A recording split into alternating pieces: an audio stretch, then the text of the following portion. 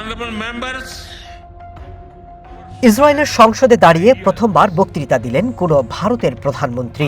গাজা উপত্যকায় দখলদার ইসরায়েলের বর্বরতা যখন গোটা বিশ্বে সমালোচনার ঝড়, অন্যদিকে ইসরায়েলের মাটিতে দাঁড়িয়ে নেতানিয়াহুর পাশে থাকার ঘোষণা দিলেন নরেন্দ্র মোদী। নেসেটে ভাষণের শুরুতেই মোদী বলেন, ভারত এবং ইসরায়েলের সম্পর্ক লিখা রয়েছে রক্ত দিয়ে।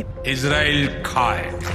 বুধবার 2 দিনের সফরে ইসরায়েলে গেছেন মোদী। এরপর তিনি ফিলিস্তিনের দখলে থাকা জেরুজালেমে অবস্থিত ইসরায়েলের সংসদ নেসেটে যান। সেখানে বক্তব্য দেন তিনি। এ সময় ইসরায়েলের পাশে থাকার প্রত্যয় ব্যক্ত করে হামাসের হামলার নিন্দা জানান।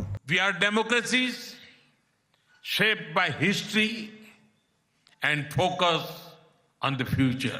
ইসরায়েলের প্রধানমন্ত্রী বেঞ্জামিন নেতানিয়াহু মোদীকে প্রিয় বন্ধু সম্বোধন করে ইসরায়েলের পাশে থাকার জন্য ধন্যবাদ জানান। You stood for the truth. Thank you, my friend. ভাষণ শেষ হওয়ার পর বিশেষ সম্মানে ভূষিত করা হয় মোদীকে। নেসেটের সর্বোচ্চ সম্মান অর্থাৎ speaker of the Knesset medal দেওয়া হয়।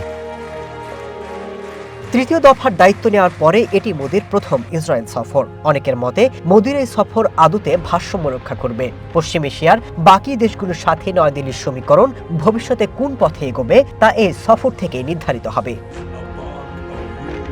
Masud Rana, one international desk.